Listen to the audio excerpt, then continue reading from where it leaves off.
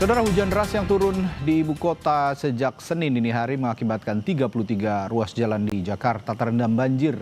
Banjir yang menggenang di Jakarta dan sekitarnya telah mengganggu aktivitas warga hingga Senin siang.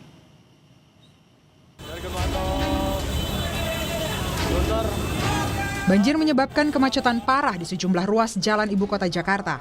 Polisi pun terpaksa menerapkan rekayasa lalu lintas dengan mengizinkan kendaraan bermotor masuk ke Tol Wiyoto Wiono. Agar dapat mengurai kemacetan, pemotor masuk melalui pintu tol Sunter dan keluar melalui pintu tol Kebon Bawang, Jakarta Utara. Sementara di ruas Jalan Pluit, bus mini Trans terjebak saat mencoba menerobos banjir dan berakhir mogok.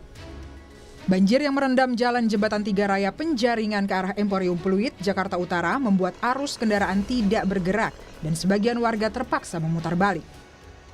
Udah jadi pulang.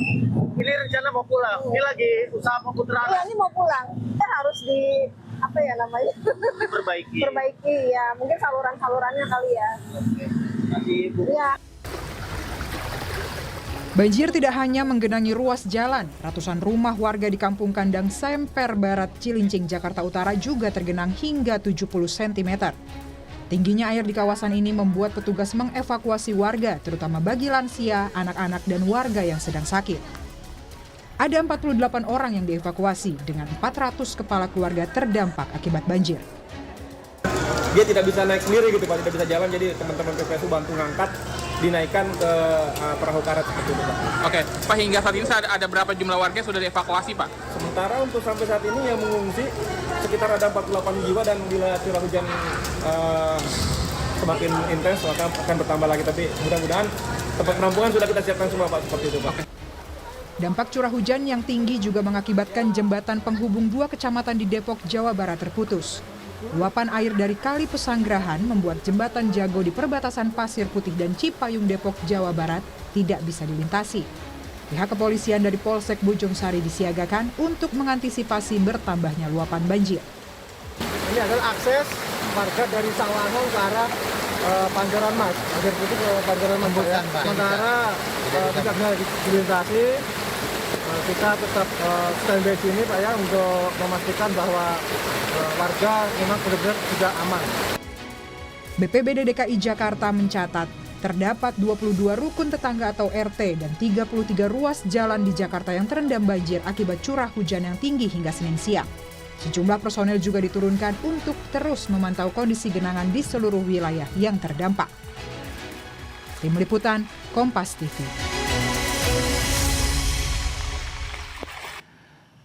Saat ini kita sudah terhubung dengan Andri Ramdhani melalui sambungan virtual, Direktur Meteorologi Publik Badan Meteorologi, Klimatologi, dan Geofisika untuk mengetahui potensi cuaca ekstrim di sejumlah wilayah termasuk di Jabodetabek.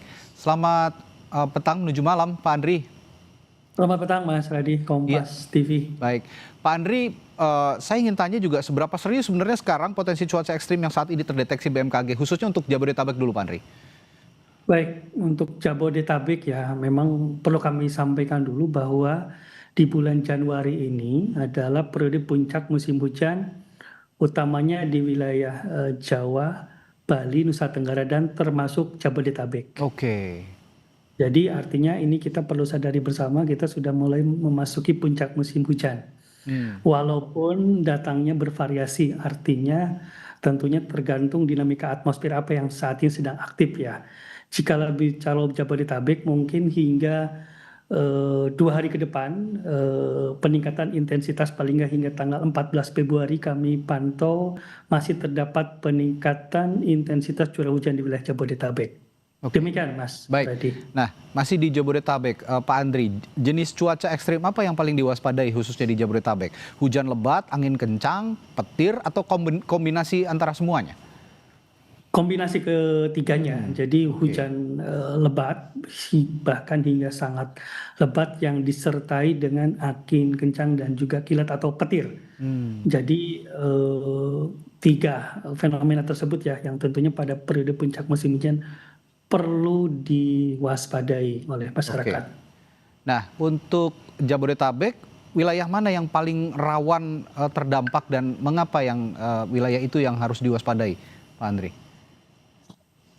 Dampak dari cuaca ekstrim ini ada beberapa hal ya. Yang pertama adalah tentu ada banjir dan genangan, kemudian juga tanah longsor, angin kencang dan petir, dan juga tentu gangguan aktivitas dan transportasi.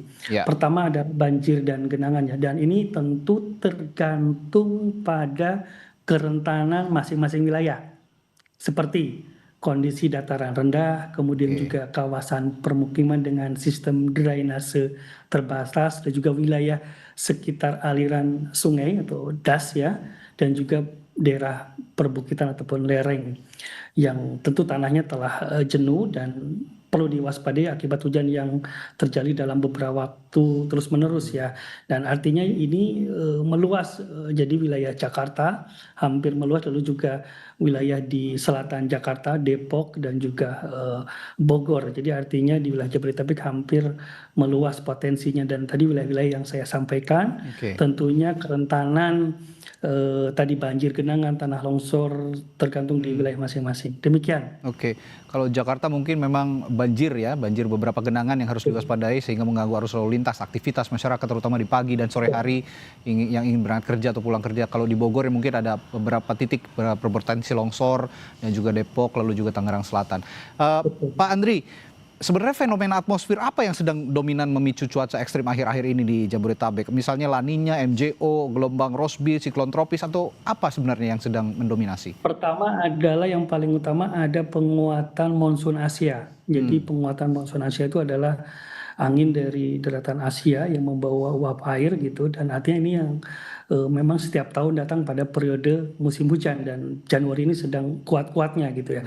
Lalu juga ditambah dengan beberapa dinamika atmosfer yang bersamaan aktif saat ini adalah ada MJO dan juga Rossby ekuator. Lalu juga satu lagi sedang aktif tekanan rendah di selatan NTB di Samudra Hindia. Nah, ini mempengaruhi pola sirkulasi angin sehingga terjadi konvergensi atau perlambatan pola angin ya. Artinya yang ini yang tentu yang meningkatkan potensi terbentuknya awan-awan konvektif ataupun awan-awan hujan. Kami pantau paling tidak hingga tanggal 14 ya ataupun 16 secara umum wilayah Jawa hingga Nusa Tenggara ini perlu adanya kesiapsiagaan, kewaspadaan, adanya peningkatan intensitas curah hujan. Demikian Mas Radi. Saya lebih spesifik lagi ke Jakarta karena banyak sekali masyarakat Jabodetabek ataupun Bodetabek ya yang commuting setiap hari pulang pergi Jakarta dan kembali ke daerahnya asalnya di Bodetabek gitu. Saya aja hari ini ke kantor sudah hampir 3 jam menuju kantor menggunakan kendaraan untuk menghindari macet karena genangan. Pak Andri, kira-kira indikator khusus yang menunjukkan potensi banjir ataupun genangan parah dalam waktu dekat di Jakarta itu apa sih Pak Andri? Jadi indikasinya adalah ketika ada hujan terus-menerus ya, tidak berhenti 3 hingga 4 jam.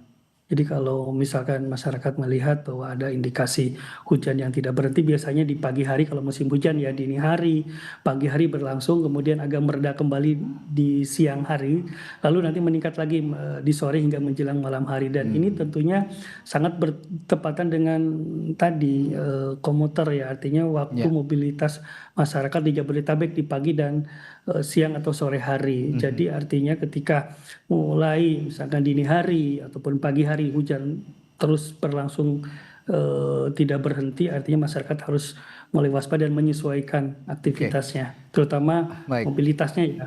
Artinya mencari wilayah-wilayah yang memang aman dari genangan, lalu juga tentunya dilihat juga dampaknya terhadap lalu lintas ya. Saat ini kan tentu sangat terdampak sekali, terutama di pagi hari tadi ya, dan sore ini pun juga masih ada beberapa genangan terjadi. Dan ini mungkin berlangsung 2-3 hari ke depan untuk wilayah Jabodetabek masih. Dan polanya hampir sama dengan yang terjadi hari ini. Dan bahkan ini juga dari hari Minggu juga sudah mulai ada peningkatannya, tapi memang hari ini cukup luar biasa, terutama tadi pagi ya. Demikian Mas. Singkat Pak Andri, apakah pola cuaca ekstrim ini bersifat lokal atau ada potensi meluas secara nasional? Singkat saja Pak Andri. Potensi meluas secara nasional khususnya di wilayah Jawa hingga Nusa Tenggara tadi yang saya sampaikan. Jawa dan Nusa Tenggara.